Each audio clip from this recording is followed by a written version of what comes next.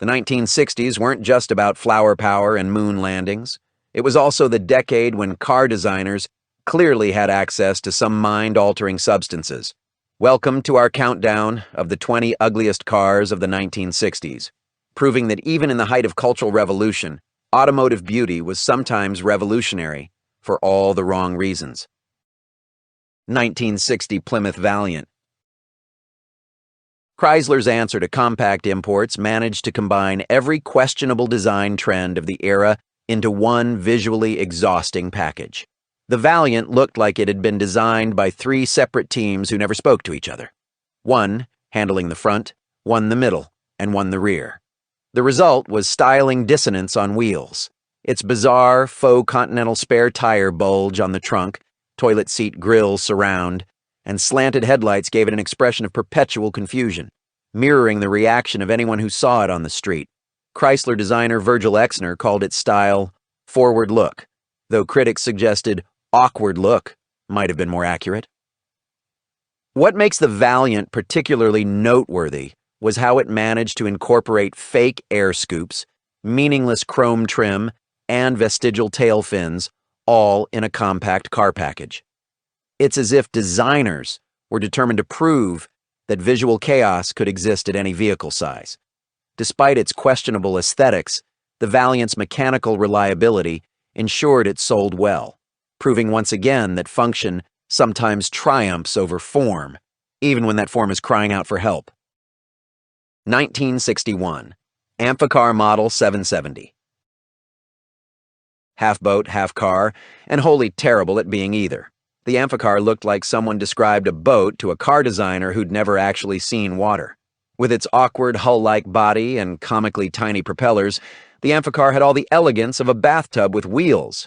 And just like a bathtub, it was most famous for filling with water, except this one did it while you were still inside. The rear-mounted Triumph Herald engine provided just enough power to make both boating and driving equally disappointing experiences. President Lyndon Johnson reportedly enjoyed terrifying guests by driving his Amphicar into a lake while screaming that the brakes had failed. Probably the only genuine joy anyone ever got from this floating eyesore. 1962, Studebaker Lark. The Lark represented Studebaker's desperate attempt to remain relevant in a rapidly changing market. Unfortunately, its droopy-eyed front end and truncated rear gave it all the visual appeal of a sad potato. The designers reportedly wanted something compact yet dignified, but instead created a car that looked like it had given up on life. No wonder Studebaker followed suit just a few years later. What makes the Lark particularly tragic is that Studebaker once built genuinely beautiful cars like the Hawk and Avanti. The Lark, by contrast, looked like it had been designed on a Friday afternoon by someone whose retirement party was scheduled for Monday morning. 1962 Citroen Ami6. If you've ever wondered what a car would look like if it were designed by someone who actively hated cars, the Ami6 has your answer. With its reverse-sloped rear window and insect-like front end, this French oddity looked like it had been in a minor accident at the factory, and they just decided to sell it anyway. The French called it revolutionary design. Everyone else called it mon Dieu, mes yeux. My God, my eyes. The bizarre Z-shaped profile was supposedly aerodynamic, though anyone with functioning eyes could tell you it was simply hideous. Citroen claimed the unusual rear window prevented dust accumulation, which might be the first time dust prevention was used as an excuse for automotive malpractice. 1962, Ford Consul Classic. Ford of Britain apparently decided that American styling excess should be shrunk down and made even more ridiculous for British roads. The result was the Consul Classic, a mid-size sedan with so many unnecessary styling elements, it looked like it was designed by a committee that couldn't agree on anything. The bizarre breezeway reverse-angle rear window, tail fins that made no sense on a car this size, and headlights that protruded like bulging eyes created a visual cacophony rarely seen outside of automotive fever dreams. Ford executives reportedly loved its transatlantic styling, which might explain why it only remained in production for 2 years.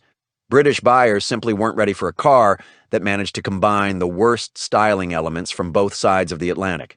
The console classic today stands as a cautionary tale about what happens when designers throw every possible styling trend at a single, unfortunate vehicle.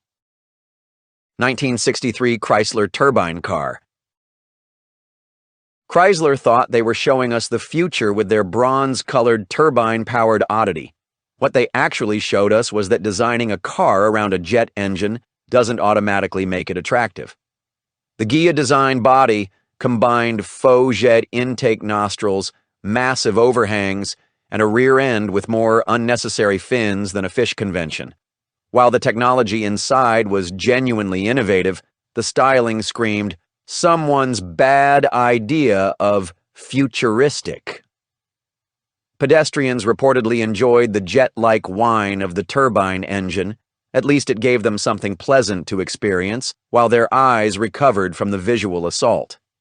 The fact that Chrysler destroyed most of these cars might actually prove they eventually developed good taste. 1963 Stutts Blackhawk prototype. Decades before the 1970s revival of the Stutts name, this one-off prototype demonstrated why some automotive brands should remain dead. The brainchild of former Brooks Stevens employee Virgil Exner, this revival prototype combined classic pre-war styling elements with modern chassis components in the most awkward way possible. The massive radiator shell, freestanding headlights, and exaggerated fenders looked like a cartoon parody of classic luxury cars rather than a genuine homage. Built on a Pontiac Grand Prix chassis, the proportions were fundamentally wrong from every angle, creating what could only be described as automotive taxidermy, the stuffed and mounted remains of design elements that should have been allowed to rest in peace. The car was so aesthetically challenging that even in the experimental 1960s, no manufacturer would touch it. Some design ideas aged like fine wine. This one aged like milk left in the sun. 1964, Hillman Imp. British car manufacturer Rootes Group decided to challenge the Mini with what can only be described as automotive malevolence. The Imp looked like someone had taken a perfectly normal car design and shrunk it unevenly in a clothes dryer. Its awkward proportions and peculiar rear-engine layout resulted in a car that appeared to be permanently leaning forward, as if it were apologizing for its own existence. The sloped back front end and peculiar high-mounted headlights gave it an unsettling, startled expression, like it had just seen its own reflection. Perhaps most telling is that the Imp helped drive Rootes Group into such financial trouble they had to be rescued by Chrysler, who themselves were no strangers to questionable design choices. 1964 Peele Trident. The automotive answer to a question absolutely nobody asked. What if we made a car that looks like a mobile hairdryer? This British microcar featured a transparent bubble canopy that made its occupants look like astronauts embarking on the world's least impressive space mission. At just 4.5 feet long and riding on 5-inch wheels, the Trident wasn't just tiny, it was comically diminutive. The bubble-top greenhouse that covered nearly the entire upper body created a greenhouse effect so efficient that drivers reportedly cooked inside during sunny days. Only 45 were ever produced, suggesting that even in the experimental 1960s, there were limits to how much visual punishment car buyers would accept. The Trident remains perhaps the only car in history where pedestrians felt sorry for the driver rather than envious. 1965 Rambler Marlin.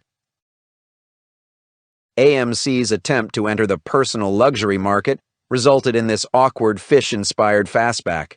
The problem wasn't the concept, but the execution. AMC executives reportedly demanded the Marlin be built on the larger Ambassador platform rather than the compact Rambler American it was designed for.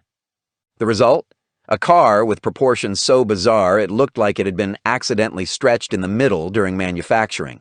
The massive rear overhang and sloping fastback might have created ample trunk space, but they also created one of the most imbalanced profiles ever to roll off an assembly line.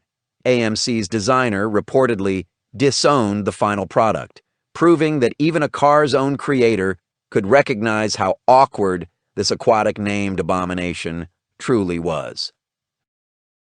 1965 Triumph TR7.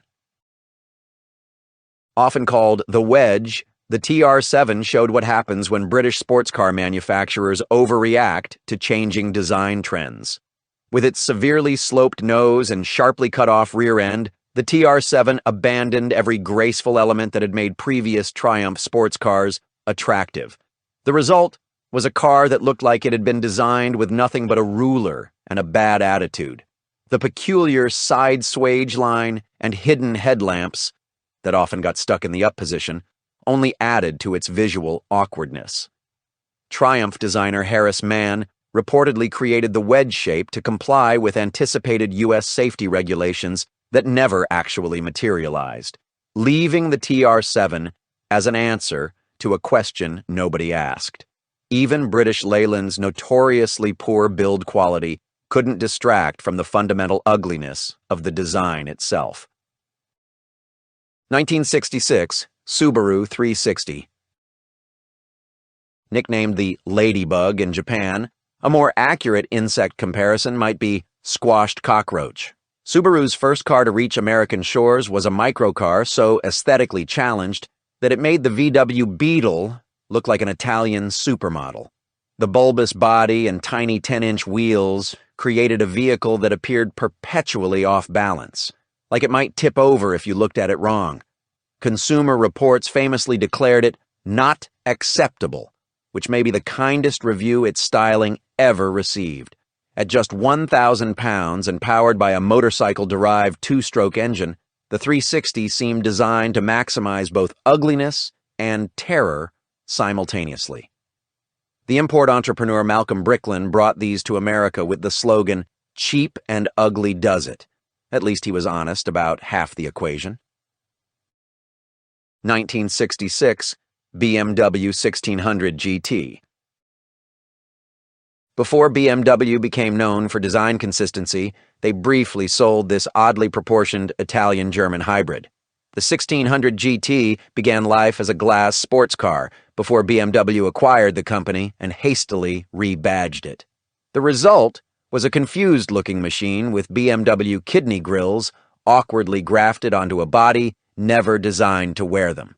With its overly long hood, abrupt rear end, and strange greenhouse proportions, the car looked perpetually off balance. BMW's decision to preserve the original Frua-designed body but change just enough elements to ruin its cohesion resulted in a sports car that looked like it was suffering an identity crisis. Given BMW's later reputation for careful design evolution, it's not surprising they quickly buried this styling misadventure in the corporate history books. The 1600 GT remains the awkward stepchild BMW enthusiasts prefer to forget. 1967 Plymouth Barracuda. While the later Barracudas became muscle car icons, the first-generation model suffered from one of the most awkward rear windows ever installed on a production car. Plymouth essentially took their pedestrian Valiant, left the front end completely unchanged, and grafted on a massive wraparound rear window that looked like a fishbowl, and not in a good way. The resulting profile was as awkward as a teenager at their first dance, with proportions that suggested the design team had run out of both time and inspiration. Chrysler's executives apparently thought people would be so impressed by the size of the rear window that they wouldn't notice the car looked like two completely different designs stitched together. They were wrong. Even the fish-inspired name couldn't disguise the fact that this was a Valiant wearing an ill-fitting glass backpack. 1967 Toyota 2000 GT Bond car. While the standard Toyota 2000 GT was actually quite beautiful, the convertible version created specifically for the James Bond film You Only Live Twice makes our list for its rushed, awkward execution. When Sean Connery proved too tall to fit in the original 2000 GT Coupe, Toyota hastily removed the roof but didn't properly redesign the body proportions. The result was a car that looked like it had been decapitated rather than designed as a convertible, with no proper convertible top and an awkwardly flat appearance where the sleek roofline should have been. The Bond 2000 GT looked like it had been modified with a can opener. Though only two were made specifically for the film, they stand as proof that even Toyota, later known for relentless quality control, could create an automotive eyesore when rushed. 1968 AMC AMX. American Motors' attempt to create a sports car resulted in one of the decade's most awkward proportions. By essentially chopping 2 feet out of their Javelin and removing the rear seats, AMC created a car that looked like it had been accidentally shortened at the factory. The truncated wheelbase gave it a peculiar, stubby appearance, more Hot Wheels toy than serious sports car. While the AMX had impressive performance credentials, its styling made it look like it had been rear-ended before leaving the assembly line. The bizarre proportions were so distinctive that AMC actually advertised the car as having a unique design. That's like calling a mullet haircut distinctive, technically accurate, but missing the larger point that it's still fundamentally unattractive. 1968 Marcos Mantis. If you've ever wondered what a car designed by a committee of angry insects might look like, the Marcos Mantis provides your answer. This British sports car prototype featured a front end that sloped so severely that the headlights appeared to be melting down the front fenders. The greenhouse perched awkwardly on top, with windows at such sharp angles they seemed designed specifically to distort the driver's vision. Designer Dennis Adams reportedly created 4 different prototypes, each somehow managing to be uglier than the last. The production version never materialized, proving that occasionally the free market does protect us from the worst excesses of automotive design. With its strange proportions and chaotic collection of angles, the Mantis looked less like a cohesive design and more like a vehicular Rorschach test. What you saw in it probably said more about your psychological state than the car itself. 1969 Bond Bug.